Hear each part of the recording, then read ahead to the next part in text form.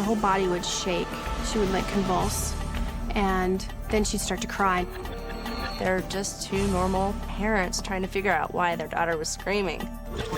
I went from being this beautiful child to being Quasimodo. I thought I was going to live forever. That was my plan. Next, 3 medical mysteries that defied the experts. For years, Laurel and Dave Garland watched as their daughter Emily suffered through excruciating pain that baffled everyone. And the pain was so severe that she wasn't just crying, she was screaming. Ashley Tabling spent 2 decades trying to understand the freakish changes that were destroying her body and her life. I had reached my breaking point. And Len Geiger, an avid athlete who had no idea why he was slowly starting to suffocate. I don't think I've ever been so terrified in my life.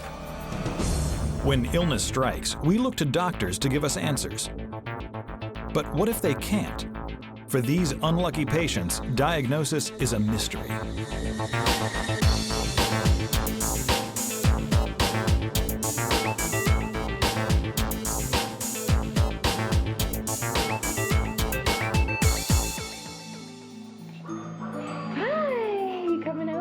For the first few years of her life, Emily Garland was the picture of health and happiness. She was always outgoing, was active, high energy, very high energy. Just a happy, outgoing child. But when Emily reached the age of 2, her mother Laurel noticed something alarming. We were having lunch, and she just kind of started to cry and just put her hand up to her cheek a little bit. And she was talking at that time, but couldn't really tell me what was wrong, and I assumed that she had bit her tongue or something while she was eating. So I just comforted her, and she stopped crying and then went on to finish her lunch. So I didn't think anything of it. And then for the next couple days, it happened again when she was eating. And I thought, well, maybe she, bit the inside of her cheek and she's just kind of rebiting it, or that maybe the food is burning her cheek or something. But over the next several weeks, Emily continued to experience painful episodes. It was happening at different times, not just while she was eating, but maybe while she was drinking something through a straw, or in the bathtub if she was getting water splashed on her face, she would start to cry. We would console and help her through the period, which would often only last a few seconds. The first time that I became aware of anything bothering Emily was when her mother and I were talking on the telephone. Emily was in the bathtub, and I heard Emily screaming in the background, and Laurel said, "Just a moment, Mom." Laurel came back to the phone and said, "Well, gee, that was strange, but she must have bitten her cheek." I remember being in the room on one of my visits and her crying out and putting her hand to her face. And Lori said, "Oh, honey, did you bite your cheek again?" And Emily would nod, yes. I think she just didn't understand what her mommy was asking her. All she knew is that she had pain, and her mother was acknowledging that she had pain. And Lori said, she keeps biting her cheek. I don't know what to think about it. It's very strange. She keeps doing it. I would look inside to see if there was a sore on her tongue, or if there was something on her cheek that you could see, and there was never anything there. Thinking it might be a toothache, Laurel took Emily to the dentist. But after a full exam, the dentist found nothing out of the ordinary. I'd asked him, well, should we do x-rays to make sure? And he said no. He said he didn't need to because he could see that her teeth were fine. He said that if she had a cavity that was bad enough to be causing pain, that he would be able to see it, and he couldn't. So we kind of went away with no answer. I think Laurel may have thought that there's something more going on than myself. I just tended to think, well, she's biting her tongue, or it's going to pass. I think that's a lot of fathers' attitudes with a lot of things is, it's going to pass, we don't need to do anything. But as the months passed, Emily's mysterious episodes began erupting with increasing intensity. Laurel was getting scared. She would have episodes when we were changing her clothes, like pulling her shirt up over her head, or if the wind would blow her hair against her face, or if she was just running sometimes and just her body jostling as she ran, she would just stop short and start to cry. We never saw any warnings. It would just happen. The pain would just start instantly, and it was intense instantly. Her whole body would shake. She would like convulse, and then she'd start to cry, and she'd put her hand up to her mouth. She'd go like this, and her hand would bounce. I remember because she wanted to put her hand on her face, but she didn't dare put her hand on her face. And she'd be like, you know, and then it'd be gone, and then she'd stop. And she'd talk like this. It was very sad. When the pain subsided, she would resume whatever was going on before it started. We were just stumped. I mean, we would talk to each other and say, well, what if it's this, or what if it's that? It was just confusion. We didn't know what to think. Frustrated and lost, Laurel decided to take Emily to a new pediatrician. And of course, Emily was fine during the doctor's visit. She had no symptoms. She was happy-go-lucky. Everything was great. And so the only thing the pediatrician had to go on was what I was telling her. And the only thing she could think of was that maybe Emily had stones in her salivary gland, which I had never heard of, but she said that you can get stones there just like you do in your gallbladder, and that it's very painful. The pediatrician referred them to an ear, nose, and throat specialist. He did a visual exam of her face and looked inside her mouth and felt around her cheek and said that she didn't have stones and that he didn't really have any idea what it could be. I knew there was a problem, and it just didn't feel like I was getting a response. Then, to Laurel and Dave's surprise, the pain went away for a few weeks. But by the time Emily turned 4, it was back again with a vengeance. The pain episodes became much longer in length. Initially, they were a couple seconds typically, and they were now approaching maybe 10 to 15 seconds. It was like she was being struck with electricity. You'd see her body and her face starting to shake, and her eyes would get real big, and you knew that it was coming. But she didn't want you to touch her. She would push you away. Soon, Emily began to develop tactics for coping with her pain. She would stop playing and sit down and just sit on the couch, kind of still and quiet, which is not like her at all. So we would know when she was having a bad day because she would be kind of not herself, almost kind of zombie-ish. She couldn't even open her lips wide enough to get a tiny little baby spoon in with some applesauce. She just couldn't do it. She went like this, you know, and it wasn't worth it to her to eat out. She's starving. You could see it in her eyes. She was starving. She was so hungry, but it wasn't worth it to her. We wanted so badly to get rid of the pain, and again, being helpless. Nothing we could do seemed to work. They were exhausted. They were tired. They're just two normal parents trying to figure out why their daughter was screaming. They didn't know. None of us knew. I was sort of in a state of panic by then. The pain was so severe by now that she wasn't just crying, she was screaming. So much that she lost her voice. So she was screaming and nothing was coming out. It was just horrific.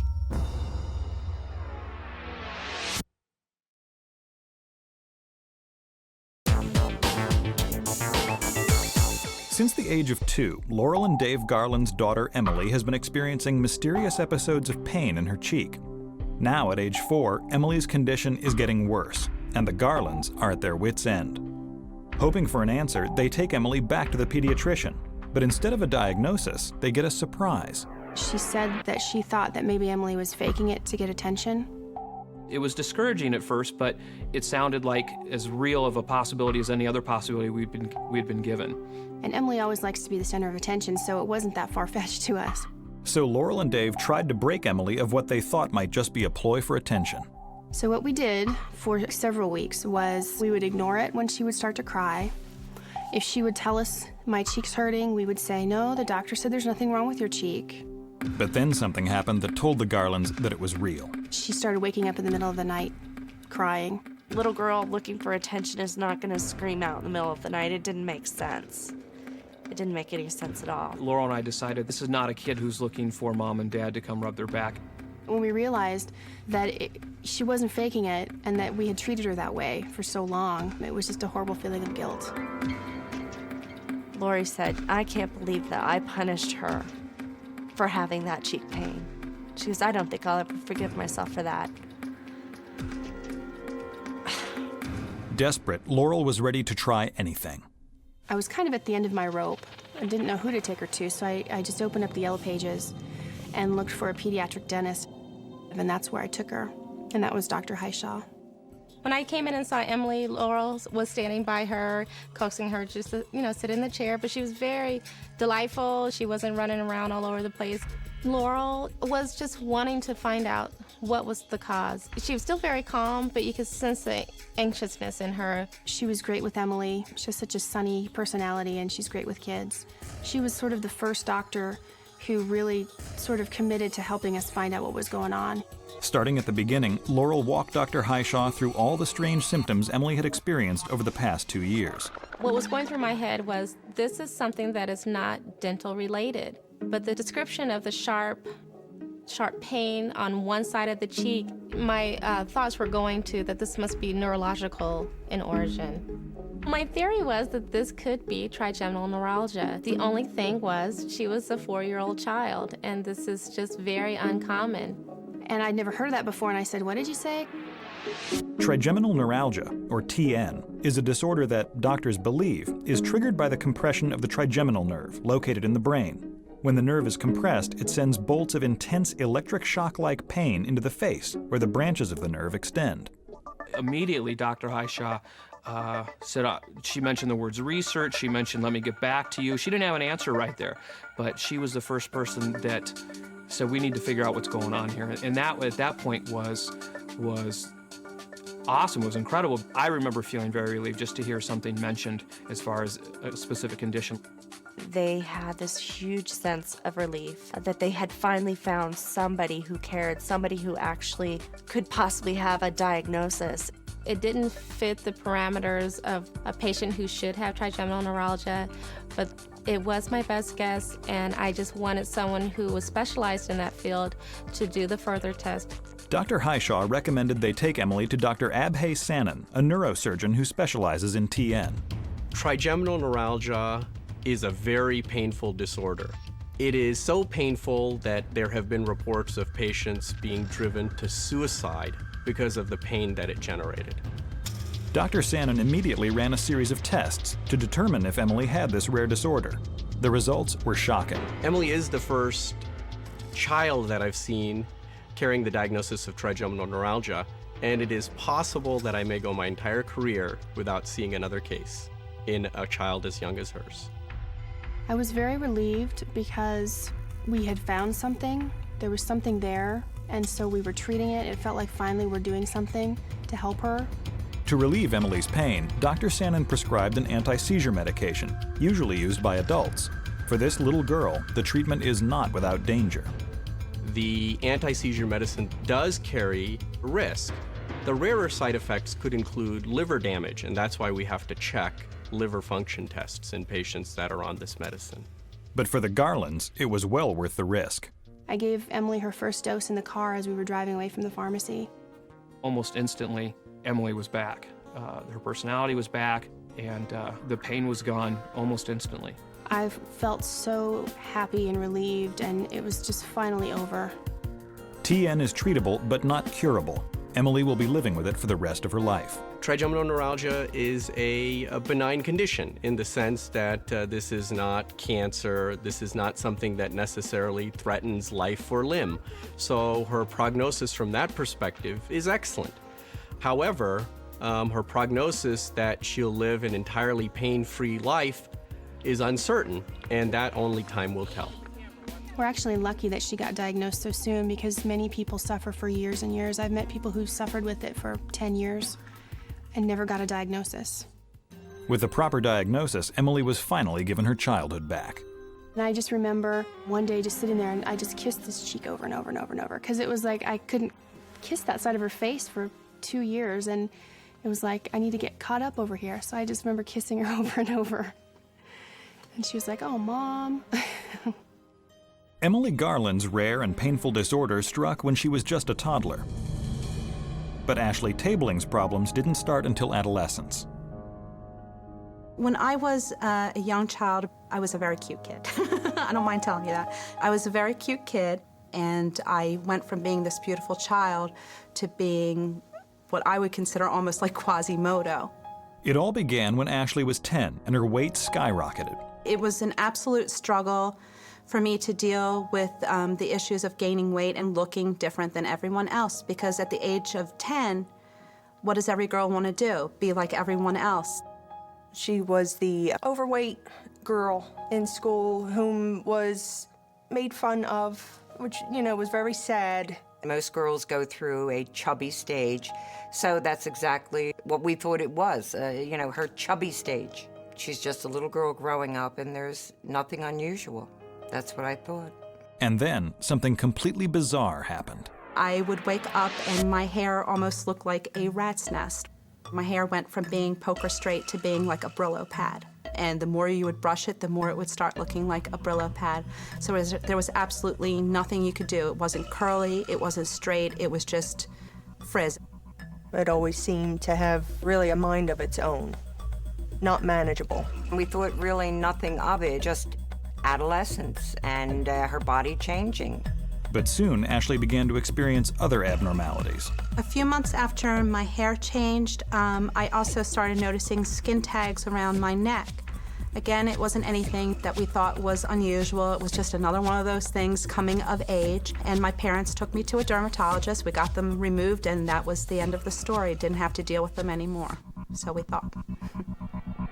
Then, at age 12, Ashley was mortified to discover an even stranger development. I'm now growing some hair on my chest.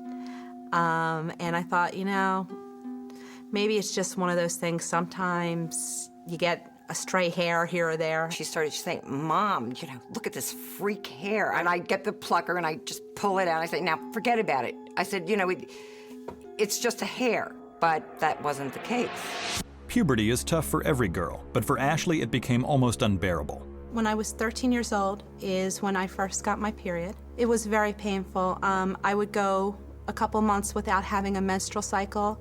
Then I would get the menstrual cycle. I would have severe cramping, severe bleeding. I never anticipated sitting there having to raise my hand in front of a teacher to say, I think I have to go to the nurse, there's a problem.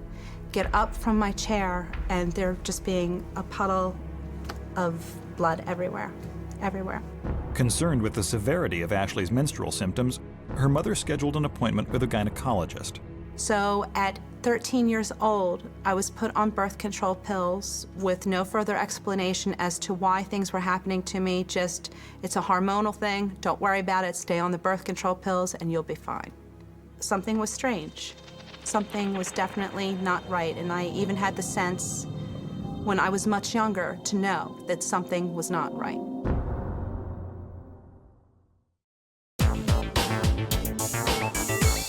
Since the age of 10, Ashley Tabling has been suffering from strange symptoms that were wreaking havoc with her body and her self-esteem. Now a gynecologist has put her on birth control pills to manage her excruciating menstrual cycle. At first it seemed to work, and her other symptoms began to disappear. We got rid of the skin tags, the hair started looking better, then everybody thought, hey, look, the doctors were right on the money, and it was a hormonal thing, and she's getting older. So, you know what? She's got a little bit of a weight problem, and we'll just have to deal with that. That's just one more hurdle to get over, and after we get over that, everything is going to be fine. But it was far from fine. At 16, Ashley ballooned to almost 200 pounds. She would get teased, and her feelings would get hurt. And, that hurt me.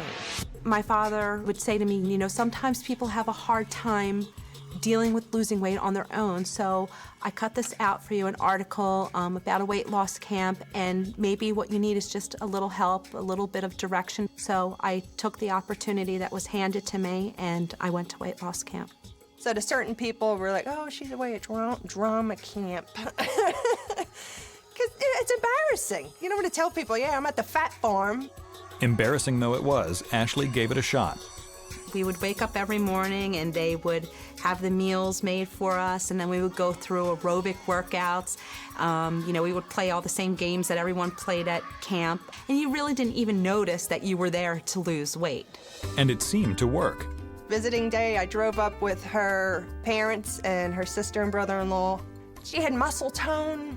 She had lost weight, and with those things combined, she looked the best I had ever seen her. I lost close to 60 pounds when I was at camp. I remember my parents coming up on Visitor's Day to visit me. They didn't even recognize me. I had to go, Mom, it's me.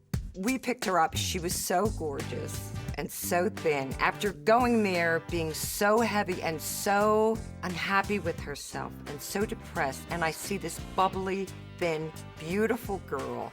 See, I'm crying. Every time I think of that story, I cry. For a while, it looked like the healthy eating and exercise habits that Ashley learned at camp had done the trick. But Ashley soon realized the fight had only just begun. When I came back from weight loss camp, it was a constant battle to keep the weight off. Through her college years and into her 20s, Ashley's battle with her weight continued. I would have points where I got extremely heavy, and then I would lose all the weight again. That, I think, was one of the strangest things of all, is that, I would gain weight quickly, but then in the same turn, it would come off like water. It was like, up and down. It was like a Richter scale. It was crazy. We never knew for every 6 months what closet we were going to be taking clothes out of.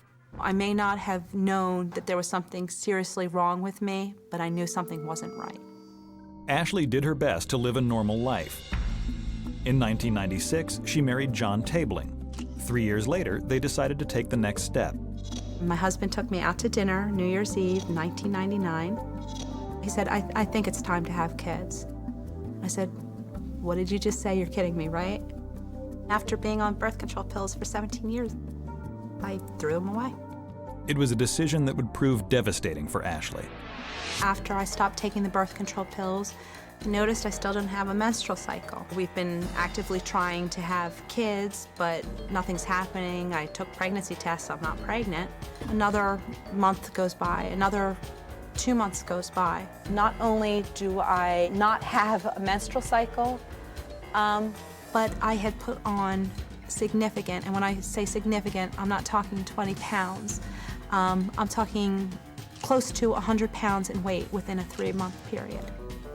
It was as if somebody had pumped her up with steroids. Incredible. I started to notice hair on my chin. Having to deal with having a beard, that's really scary, really scary. After the hair appeared, I was then dealing with acne. I was having these breakouts that I could not control. And then after the acne, I started noticing I had skin tags again. And then I started getting dark patches on my arms, under my knees, even under my lip. It looked like I had bruises, and no matter how much I would sit there and scrub and scrub and scrub, it wouldn't come off. It's just like everything hit at once with a vengeance. And at that point, Ashley and I both realized that, this is it. Something has got to be done, and we have to find out what's wrong with you. Desperate for answers, Ashley made an appointment with her physician. I said, I don't get it. I said, I went off the birth control pill, and then all of a sudden, all of this stuff started happening to me. You know something? There's nothing wrong with you. It's your hormones. You had a problem before you went on the birth control pill. You just went off the birth control pill. It's everything evening itself out again. I had reached my breaking point. I was pissed. Then in January 2000, just when Ashley had reached her wit's end, she found Dr. Mark Harwood. When I walked in, I was a little taken back because he was very young, and I'm like, oh my goodness, fresh meat right out of school. Am I talking to the right person? Maybe I wanted somebody just a little bit older. What I remember was the frustration that she experienced, and it sounded as if she had been through the mill, so to speak. I said, you are gonna think that I am a total nut, but I'm just gonna tell you like it is, and then you can tell me to either go my merry way or that there's something wrong with me. My usual lead-in question is just, tell me your story. And then she told me kind of what she had been through. I went to the back and looked at a textbook, and basically, there could have been a picture of Ashley next to polycystic ovary syndrome. I basically photocopied it for her, brought it in, and said, this is what I think is going on. I'm not 100% sure, but we'll run some tests and we'll learn about this together. In polycystic ovarian syndrome, or PCOS, excess insulin causes the ovaries to produce large amounts of the male hormone testosterone, which stimulates the growth of cysts in the ovaries and leads to weight gain, excessive body hair, and irregular periods. The exact cause is unknown, but doctors think it may be hereditary. When I found out what was going on with me, it was bittersweet. I had a name to it. I knew that there was some sort of solution. You're faced with the fact that yes, you have a syndrome, and yes, there are some physical abnormalities as a result of this syndrome. Having to deal with them does a number on your head.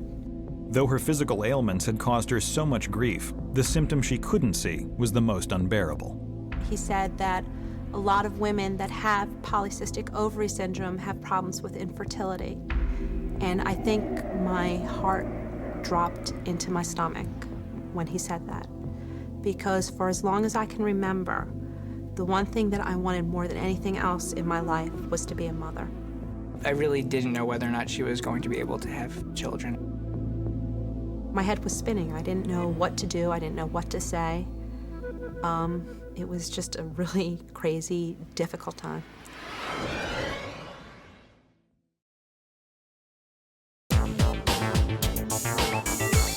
For nearly 20 years, Ashley Tabling suffered from a strange, disfiguring condition that no one could diagnose. Finally, at age 30, she has discovered that she has polycystic ovary syndrome, or PCOS. While the condition itself is not fatal, Ashley is devastated to learn it can cause infertility. Desperate for the chance to have her own children, Ashley tracks down Dr. Catherine Sharif, a specialist in PCOS. Ashley was anxious. She wanted to be healthy. She wanted to be at a healthy weight. And she wanted to have children. Dr. Sharif treated Ashley with an insulin sensitizer to help control her insulin levels and balance her hormones. After 6 months of being on the insulin sensitizer, I started losing weight. I had a normal menstrual cycle. The acne completely went away. The skin patches started to become lighter and lighter and lighter. The skin tags, certainly I had to deal with the ones that I had, but I wasn't growing any more skin tags. The hair, I wasn't growing more hair, but I still had to deal with the hair that I had. I couldn't believe I was taking off weight left and right. I was amazed. And what happened next was nothing less than a miracle. April 4th of 2001, I had a daughter. I had a daughter, which, oh my God, just most incredible feeling in the world. I never thought that I was going to get there, and I had a baby. I had a baby. After everybody told me that I couldn't have a baby, I had a baby. I thought it was, like the greatest thing I had ever heard in my life. I cried. I didn't say anything. I just cried. I got hysterical and I cried. And when the day she was born and I saw her, I got hysterical and I cried. And just 1 year later, yet another miracle. I remember I called my husband and I said, I hope you're sitting. And he's like, yeah, I'm sitting. What's going on? And I said, I'm pregnant again. And I literally heard the phone drop and heard him hit the floor. I think that Jacob is the second miracle. The rest of Ashley's life is going to be one little miracle after another. Her future looks really good now. The symptoms that I have definitely improved significantly, but they are always going to be with me, and there is always going to be a battle. Though things are looking up for Ashley, it's still a day-to-day struggle, especially with her weight. From now until the day I die, I will always have PCOS, and it'll always be my greatest battle. I wouldn't say that polycystic ovary syndrome is a fatal disease, but I would say that it promotes the development of high blood pressure, diabetes, and high cholesterol, and those are the 3 big risk factors for heart disease. So in a way, it's like a bullet that's fired, but it doesn't hit you for 30 years. But as long as Ashley stays on the medication, exercises, and eats healthy, that bullet may never hit. Ashley is doing very well now. She's much healthier than when she first came to see me 3 years ago. The symptoms of PCOS vary from person to person, which makes it tricky to diagnose. Without Ashley's determination, she might never have found an answer. I absolutely say to every single person, if you think that there is something wrong with you, no matter how crazy you think you are and other people think you are, you're most likely right on track, and keep pushing until you get the answers that you need. Ashley had bizarre symptoms that came with the onset of puberty. But Len Geiger's terrifying decline began after almost a lifetime of perfect health. I got into high school, I was on the swim team, on the soccer team, and did some gymnastics. Len was always active, quite active. He's the one I always thought would break a limb and didn't. When he was 33, Len was on a ski trip with a friend, and one night, something odd happened. We decided to take in a little bit of the ski slope at night and skied maybe a quarter-mile down the slope in the dark. And we, of course, had to walk back up in our boots in the cold. It was very strange. I couldn't catch my breath. I didn't understand what was going on. The friend who was with me noticed, and he made some comments about, aren't you glad you quit smoking, and things like that. Len decided it was just a freak occurrence and didn't go to the doctor. But over the next year, his breathing condition got worse. I started developing bronchial infections, chest colds that wouldn't go away. They'd last for 2 weeks at a time, be gone for a week, and then would come back again. So I'd go to whatever urgent care center that was open, and every time I'd go in, I get the same thing. It's, you have a bronchial infection, here are some antibiotics, go home, get some rest, take a couple of days off work, you'll be fine. The infections eventually went away, but Len's problems were only beginning. I started noticing that I was avoiding things. I was avoiding stairs, for example. I remember very clearly realizing that not all parking lots are really flat, that a lot of them have an incline to them, because I'd get short of breath going up the incline. We thought that it was allergies or something in the environment that had to do with what was happening to him. But I didn't give it great concern because things come and go with children's health. So we thought it would clear itself up. But as the weeks passed, Len's lack of breath became even more intense and debilitating. Within a few months, I started becoming short of breath on almost a daily basis. And that's when I really realized that there is something wrong. I didn't know what it was. I didn't know if I wanted to know what it was, but I knew there was something going on. I began to get scared.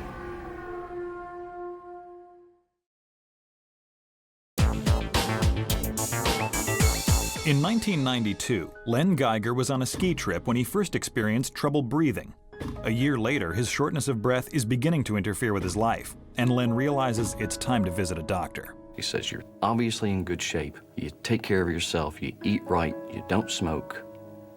Statistics say, as long as you buckle your seatbelt, you're gonna be just fine.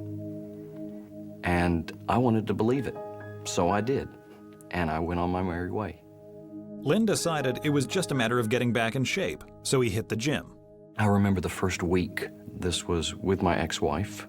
Both of us were exercising, and both of us were horribly short of breath because we were both, both out of shape. And about a week later, she was okay. And I'm still wheezing, and I'm short of breath, and it didn't get any better at all. It never got better.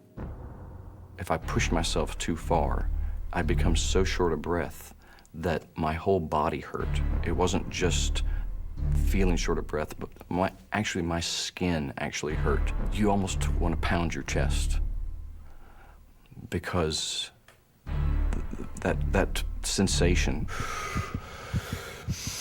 hurts so much. But at that time, I was thinking, it's just, God, I don't know what I was thinking. After 2 weeks of painful workouts, Len could no longer ignore the fact that something was wrong. He sought out a new physician, Dr. Michelle Huggins. He and I just immediately formed a connection. He did express frustration to me because his symptoms were beginning to interfere with his ability to do the things that he enjoyed doing. To her, it sounded like some type of asthmatic episode. She wasn't really sure, but she said, let's try this inhaler. Gave me a prescription. It sounded like a good idea to me. It was the first medicine I'd been given for my breathing. But the inhaler didn't work, and his breathing continued to get worse. It became clear to his family just how severe his condition was. I remember the time that I really realized something was wrong, and that was at Len's 35th birthday party.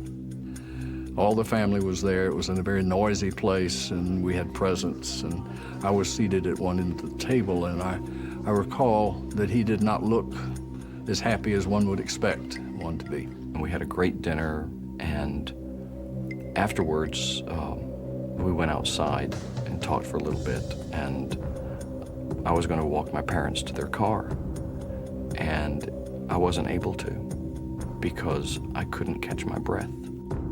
He said, "I'll just wait here at the door." As I looked back, I could see that he was leaning on something, and I realized that he was trying to hide from us, that he was in some distress. My ex-wife and stepdaughter walked my parents to the car while I leaned on a stranger's car trying to catch my breath. When I looked at him and saw the expression in his eyes, I was afraid. If you take a drinking straw, put it in your mouth, pinch your nose shut, breathe only through the straw, and try and climb up and down a flight of stairs. That's what it feels like. It freaked me out. And it brought it home to us so hard, we realized how very real and how very, very troubling it was. Everybody had seen this. There was no denying at this time. There's something going on. I don't think I've ever been so terrified in my life. I called back my new doctor, Dr. Huggins, told them that I wanted an appointment for that day. And the nurses asked, "What's the nature of the visit?" And I said, "I want to know why I can't breathe, and I want to know now." When he walked into the office, he appeared somewhat frustrated due to the fact that his symptoms had worsened.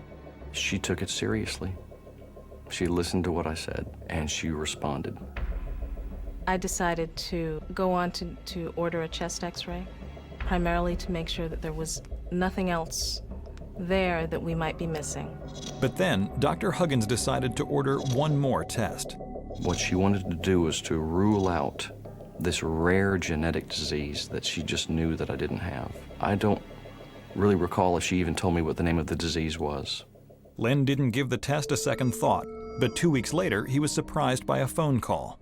I was standing in my kitchen, wearing a suit, and it was Dr. Huggins on the telephone. And she called to let me know that the results had come in from my test. And then Len heard the words that would change his life forever. It turned out that that rare genetic lung disease that she was ruling out was my actual diagnosis. And it was a complicated name. It was very difficult for me to call him and let him know that he did indeed have alpha-1 antitrypsin deficiency. Alpha-1 antitrypsin deficiency, or genetic emphysema, is a potentially fatal disorder in which the body doesn't produce enough alpha-1 antitrypsin protein. When the lungs do not have enough of this protein, enzymes destroy the lung tissue, making it difficult for the person to breathe. While fewer than 10,000 Americans have been diagnosed with the disease, doctors believe the occurrence is much higher. Left untreated, Len's lungs would eventually shut down, and he would die.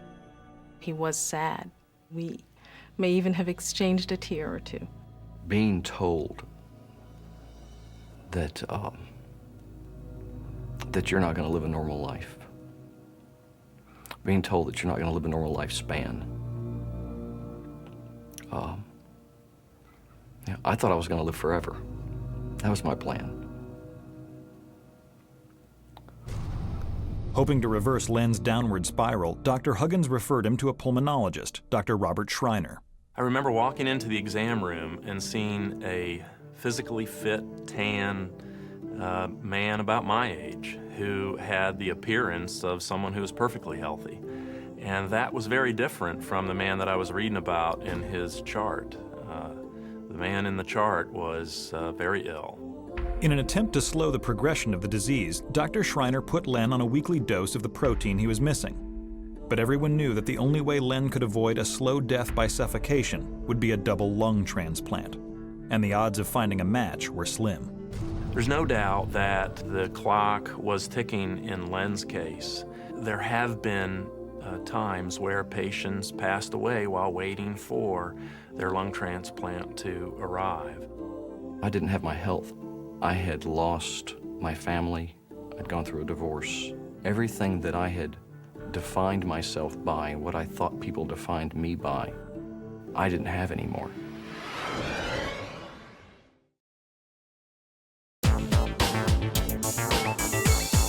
After being diagnosed with a fatal lung disease, the only thing that can save Len Geiger's life is a double lung transplant. He is on a transplant list, but every day he waits brings him closer to death's door. Len didn't have much time left. He was close to this disease taking his life. I became depressed to the point where I was on antidepressants for a while, and we were honestly fearing for my life at that time. He couldn't turn over with oxygen in the bed without being short of breath. He couldn't talk and breathe at the same time, hardly. We knew that time was running out. Then in 2001, with the clock ticking down, Len received a phone call he will never forget. The woman on the other line explained that she was a transplant nurse from the University of Virginia, and that they thought that they had a pair of lungs for me and wanted to make sure that I was well enough to do this. And I said, "Can you give me a moment?" And she said, "Yeah, take a minute." And I thought and said, "You know, these last 6 months have hardly been worth living. Yeah, I'm ready." I called my parents, said, "Pack a bag, it's time, let's go." Racing to the hospital, Len knew that this transplant was his last chance for survival. The next thing I knew, I was in an operating room, and the anesthesiologist looked down at me and he said, "Are you ready?" And I said, "Let's do it." And everything went black. A double lung transplant is extremely risky. There's a chance that the body might reject the donor lungs, causing death. But for Len, there was no other choice. All his family could do was hope and pray he would make it.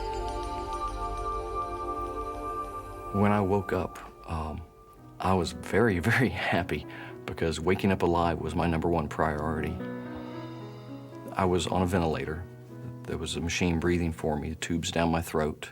I couldn't talk because they went past my vocal cords, so you can't speak. He was in intensive care at that point, and hooked up to so many things you wouldn't believe. But he was there, and he was alive, and his color looked good. And he was smiling. The transplant was a success. Within about 4 days or so, I was breathing completely on my own. Within 2 months of my transplant, this was the middle of summer 2002, I had taken up mountain biking. This was just amazing for me. I couldn't walk before, and now I was racing on a mountain bike, pedaling my butt off. There were times when I wondered if I had actually died during the transplant, and this was heaven. A big determinant of how well patients will do after lung transplantation is how closely matched the donor lung is to the recipient's own immune system. And thankfully, Len received donor lungs that were very closely matched to his own immune system. About 1.5 years after my transplant, I was lucky enough to meet the family of my lung donor. And it turned out that she was a 14-and-a-half-year-old girl. I carry a photograph of her around with me and look at her, and keeps me, I think, well grounded. After years of struggle, Len has finally gotten a second chance at life, and his future looks bright. If he avoids unusual infections or avoids, more importantly, rejection, he could live a full, long, robust, healthy life till his 70s, 80s, or who knows. I feel absolutely phenomenal right now. Everything in my life has turned around. I don't think I could be any happier. I don't think I'll ever be able to take the ability to breathe for granted. It's sweet air.